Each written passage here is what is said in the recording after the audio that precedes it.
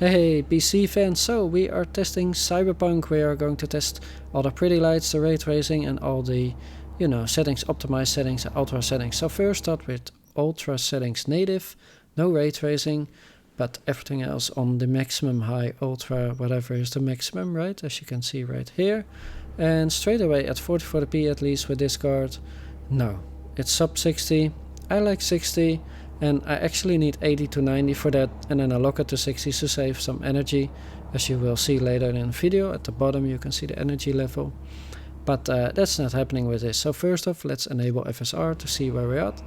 And yeah, that's a lot better, but it's not good enough. 85, 80, that means we will be dropping under 60 in some parts of the game, right? So it does look pretty, and amazingly there's no difference between the night and day scene, which is kind of crazy if you ask me. But speaking about crazy, let's just enable the ray tracing. Let's see what's it's all about. Medium, of course, not psycho, but here it is. And again, no difference performance wise day or night, which is something that's really crazy to me.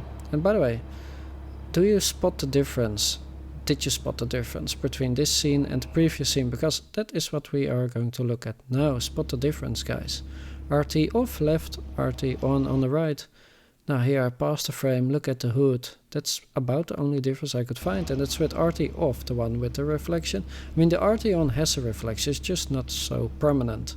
Which, I don't know, which one do you like more? Let me know in the comments. I don't really care, it looks good for both. But here are my optimized settings, which is FSR on, and basically everything on high, not ultra. And that gives us a lot more FPS. We are going to drive a little bit to show you how the game actually plays. On the left is the optimized settings, and on the right is the same settings but with the RT on again on medium. Now, of course, this will not give great performance to RT on, but this will give us a perspective on the game of what looks better. So what looks better? You tell me, guys. The performance hit is real, it's almost half, but so far I can't really tell. And maybe if you stand still in some areas and look very closely you can spot some RT, but I don't know, maybe it's me. Let me know, guys. I mean, I'm looking at the hood right now at the top of the car, and I guess it looks a little bit more, I don't know, it could be placebo as well, little bit more reflection. I don't know, certainly not worth almost half my performance, I'll tell you that. Do you think that's worth it? That's what I want to know. And it took me quite a few tries to, get this drive almost exactly the same twice. And I had to do it 5-6 times because some asshole would, stand in my way and stuff. So, but I did it.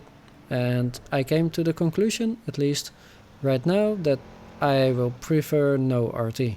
It's just too much performance loss and I don't see any difference at all. Again, maybe if we stand still, but I don't like to do that. That's not how you play the game. You play it like this, maybe you're shooting. Do you notice a difference? The answer is no. But maybe on psycho or path tracing, what do I know? Here I notice a little difference, but absolutely not worth it.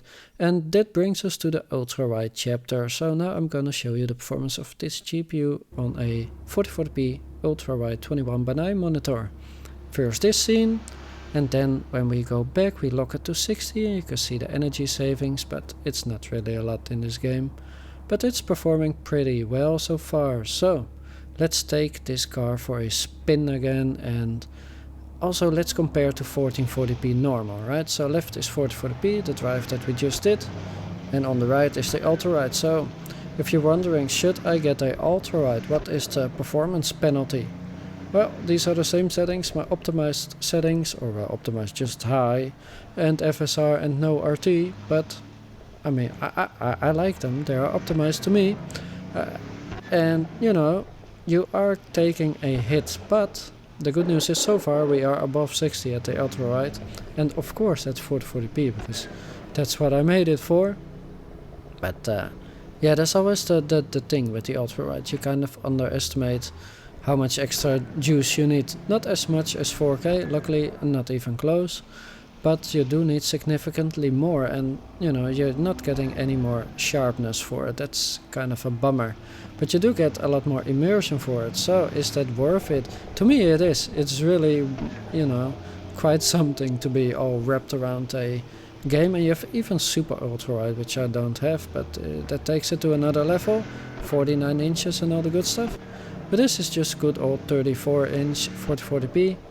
And as you can see, we are above 60, which makes me happy because I play at a lock 60 to save that little bit of energy. Yeah, let me know what you think. I quite like this test. Let me know if you want to see more, and if you do, what type of games, or specifically what games. And I'll see you guys in the next video.